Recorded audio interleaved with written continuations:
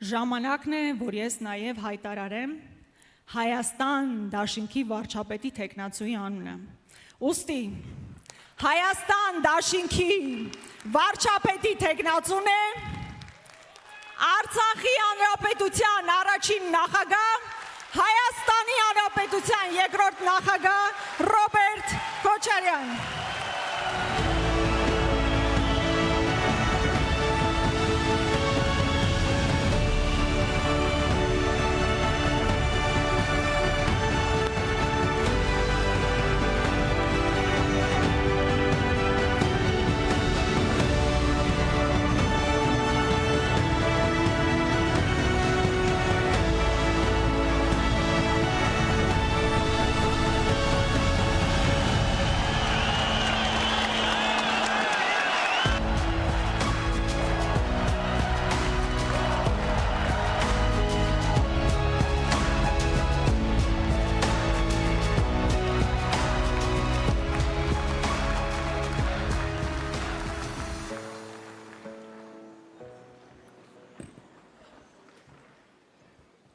Բարի երեկո, ոնց ենք։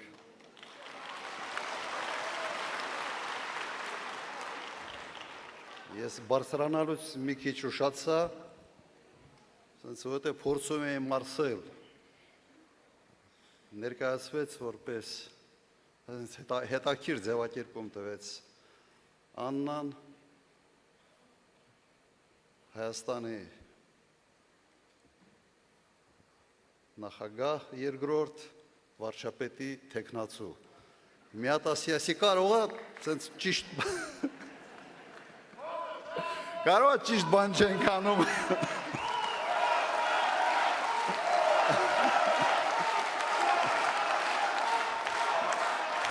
Շնորհակալություն։ Պաստորեն դա իմ համար պաշտոնի բարձրացում չի, հակառակը իջեցում է։ Բայց հայրենիքի համար պատրաստ ենք ամեն ինչի։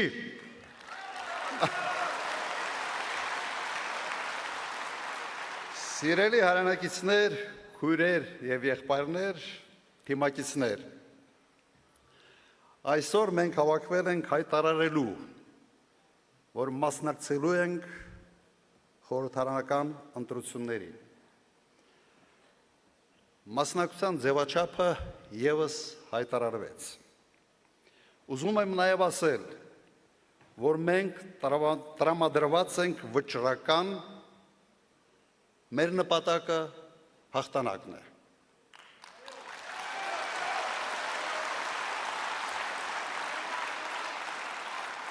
Վստահ է, որ այն չարը, որը մարմնավորում է այս իշխանությունը, պարտվելու է։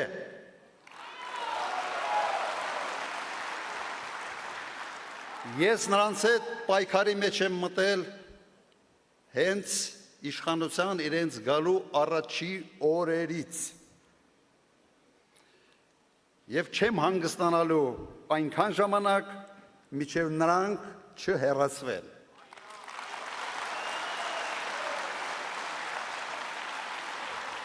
Իդեպ սրանով եմ տարբերվում այլ վարչապետի թեկնածուներից։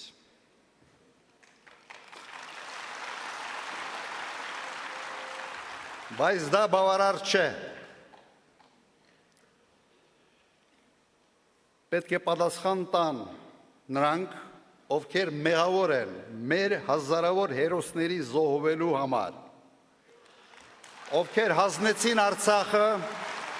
եւ ովքեր այսօր ստիպում են ժողովրդին մոռանալ իր հերոսական պայքարի պատմությունը։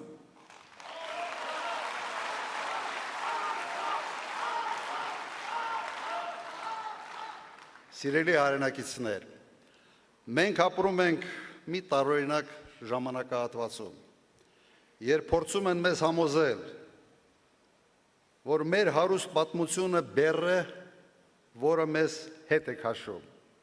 այլ ոչ թե հենարան առաջ շարժվելու համար,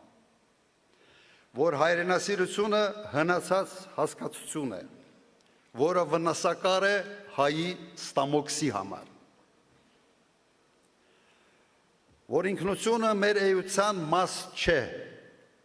այլ սեզոնային մոդա է, որը կարելի է տարին մի քանի անգամ փոխել։ Այս վտանգավոր անհետեցություններին մենք ասում ենք ոչ։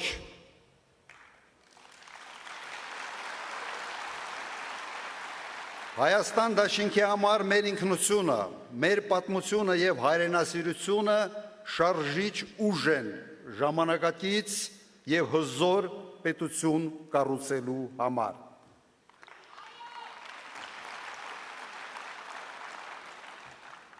Այսօր աշխարհը վերածվել է քաոսի։ Համաշխարհային կարգը փլուզվել է, իսկ նորը դեռ չի ձևավորվել։ Ամենայն հավանականությամբ ջունգլիների օրենքը որոշ ժամանակ կլինի համաշխարհային նոր կարգ։ Այդ պայմաններում անվտանգությունը առաջիկա տարիներին մնում է Հայաստանի գլխավոր խնդիրներից մեկը։ Հայաստանին անհրաժեշտ է մարտունակ բանակ, ուժեղ առաջնորդ եւ հզոր դաշնակից, որպեսզի համատեղ ուժերով չեզոքացվեն բոլոր սպառնալիքները։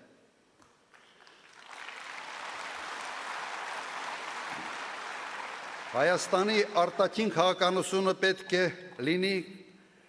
կանխատեսելի, հասկանալի եւ մերժի մեծ տերությունների հակասությունների վրա խաղալու տարբերակը։ Հիշեցնեմ, որ հենց այդ մոտեցումն ապահովեց Հայաստանի ամենախաղաղ տարիները իմ նախագահության օրոք։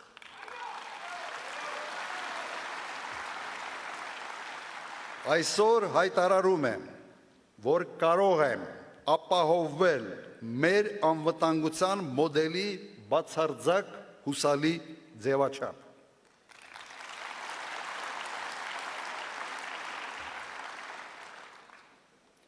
Մենք կողմ ենք Ադրբեջանի հետ խաղաղությանը, բայց այդ խաղաղությունը պետք է հիմնված լինի ոչ թե պապայիս արև մոդելի վրա, այլ անվտանգության իրական երաշխիքների վրա։ Դա հատկապես կարևոր է այն պայմաններում, երբ իրավունքի ուժը աշխարհում փոխարինվել է ուժի իրավունքով։ Սիրելի հայրենակիցներ, մեր նպատակն է դառնալ Հարավային Կովկասի ամենաարդյունավետ եւ ամենակազմակերպված պետությունը։ Միայն այդպիսին լինելով մենք կարող ենք գերտերությունների համար լինել հետաքրքիր դաշնակիցներ եւ գործընկերներ։ Եվ միայն այդ դեպքում մեր շահերը պատշաճ կերպով կհարգվեն։ Ազգային շահերը մի լուսանկարի դիմաց վաճառելը նվաստացուցիչ է եւ հանցավոր։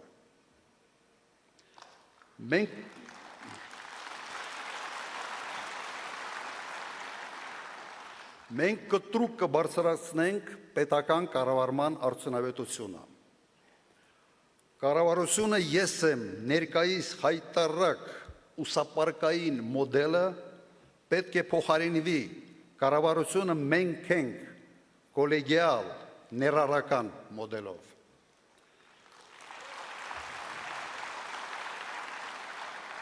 Կառավարությունը կրկես չէ, իսկ վարչապետը ծաղրացու չէ։ Իսկ երկրի բյուջեն վարչապետի ազնական գրպանը չէ, որից սնվում է իր ամբողջ թայֆեն։ Այստեղ մենք իրական կարգ ու կանոն կհաստատենք, վստահ եղեք։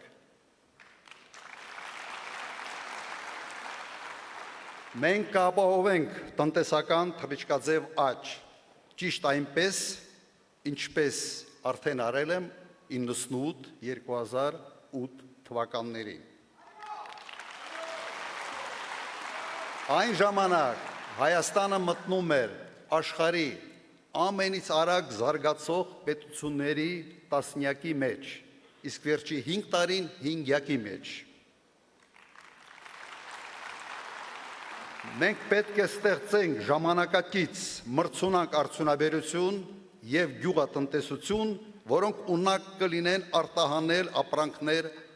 արտաքին տարբեր շուկաներ։ Սակայն տնտեսության աճը չի կարող ինքնանպատակ լինել։ Աճը պետք է անմիջապես արտացոլվի մեր քաղաքացիների կենսամակարդակի վրա։ Իմ օրոք Հայաստանի տնտեսությունը աճեց 6 անգամ, միջին աշխատավարձը աճեց ևս 6-ապատիկ։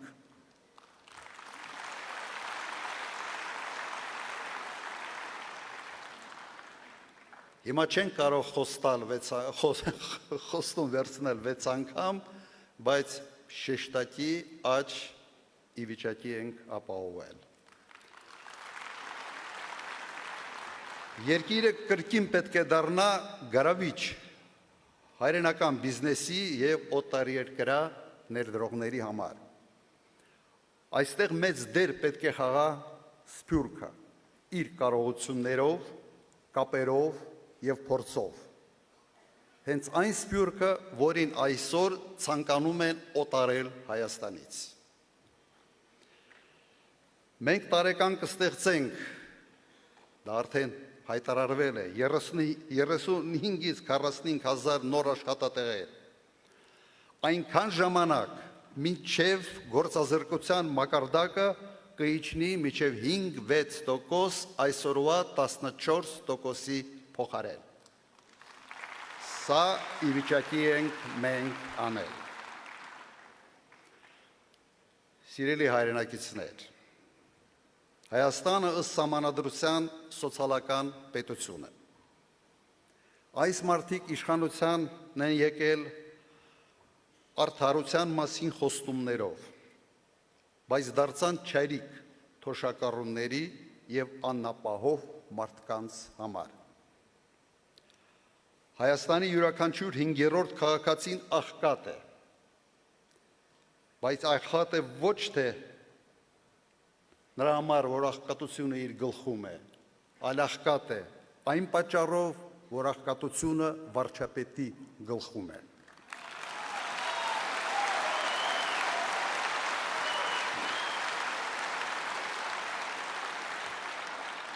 Իմ նախագահության 10 տարիների ընթացքում միջին թոշակը աճեց ևս 6-ապատիկ, իսկ աղքատությունը նվազեց 56%-ից մինչև 24%։ Ես գիտեմ, թե ինչպես դա կարելի է անել։ Մենք շեշտակի կբարձրացնենք բազային կենսաթոշակը և կսահմանենք պարտադիր ինդեքսավորում, որպեսզի թոշակները երբեք չարժեզրկվեն։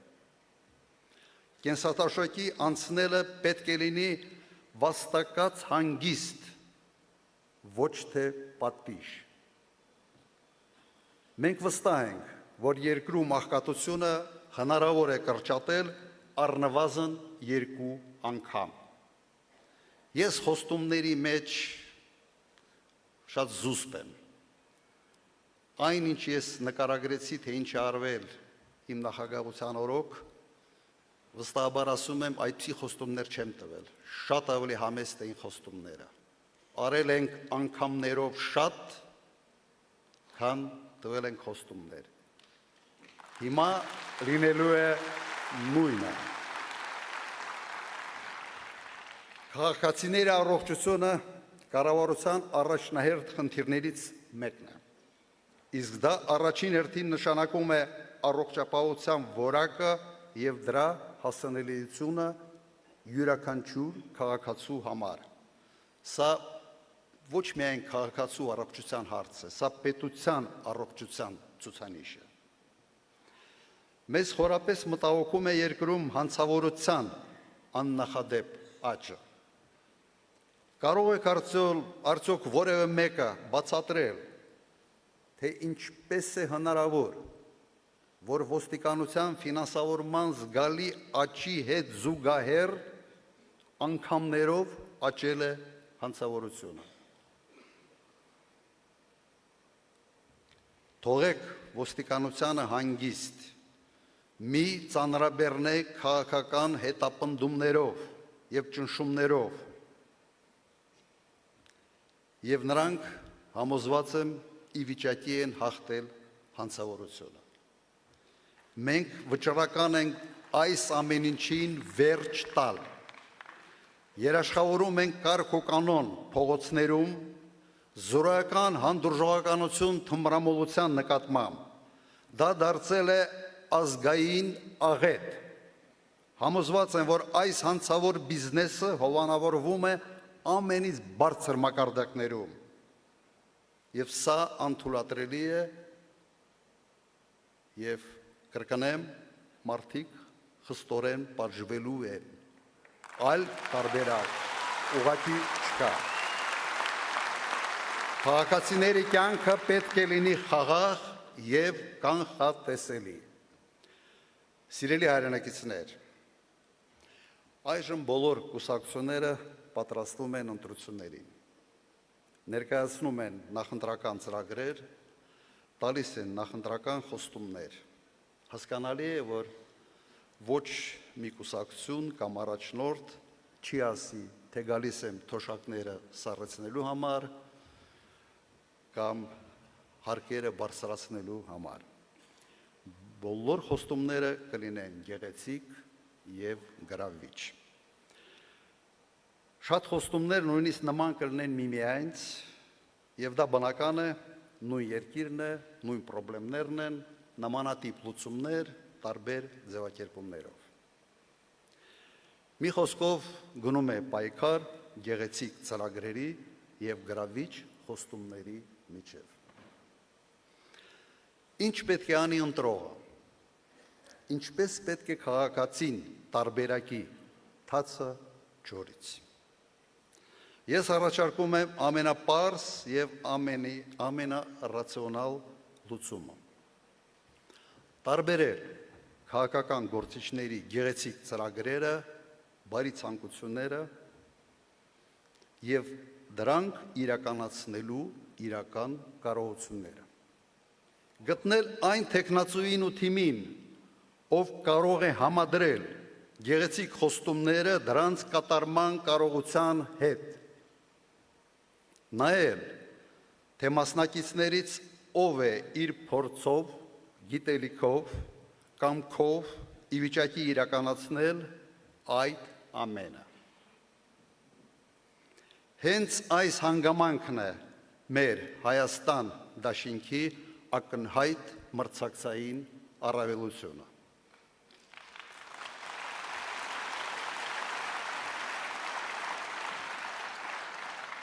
Ոչ մի թեկնածու չունի պետական կառավարման, անվտանգային ոլորտի, արտաքին քաղաքականության, տնտեսական և մասնավոր բիզնեսի իմ ունեցած համակցված փորձը։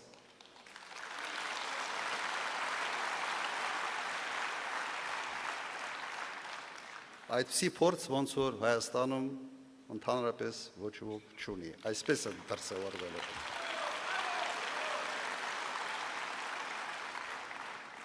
Մի անգամ դուք արդեն հավատացել եք գեղեցիկ խոստումներին, հայտնի քաղաքական խարդախից, որը ուներ զորոյական կառավարման փորձ, և ստացել ենք աղետ և նվաստացում։ Իմ կոչը պարզ է, դադարեցրեք փորձարկումները, երկիրը տրենաժոր չէ, որի վրա անփորձ մարդիկ պետք է սովորեն կառավարման տարրական կանոնները։ Դա երկրի համար չափազանց թանկ շքեղություն է։ Սիրելի հայրենակիցներ, այս հողը, ինչ որ տեսնում ենք, ամենաբերի հողը չէ։ Մեր լեռները ամենաբարձրը չեն, մեր ընտերքը ամենահարուստը չի, բայց սա մեր հայրենիքն է, մեր հողն է, և այս հողը ծնել է իմ կարծիքով ամենից խելոք, ամենից աշխատասեր, մի քիչ միամիտ ժողովուրդ։ Մի ժողովուրդ, որը արժանի է շատ ավելի լավ կյանքի։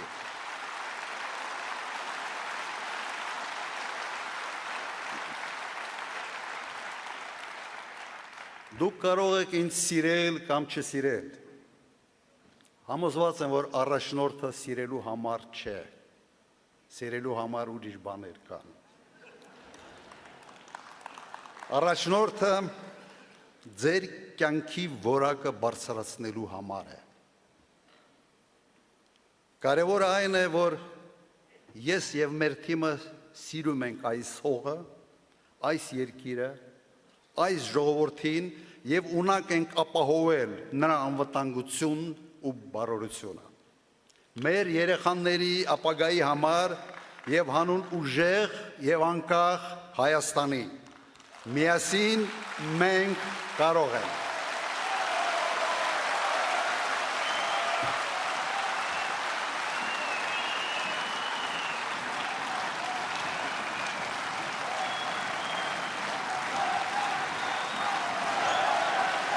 Շնորհակալություն։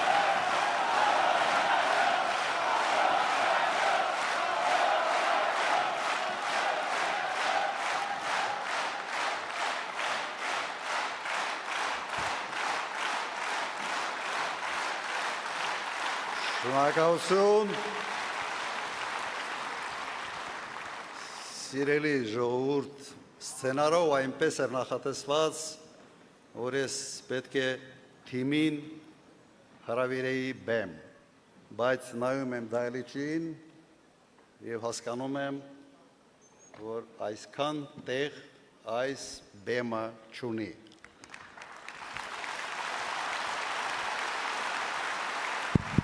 Դահլիճը լեցուն է, մեր թիմը դուք եք եւ նրանք են, ովքեր այսօր դիտում են էկրանների վրա մեր այս հանդիպումը։ Եվ քանի որ չեմ կարող հրավիրել ձեզ այստեղ, ուրեմն ես պետք է գամ ձեր մոտ։ Շնորհակալություն։ Լավ է։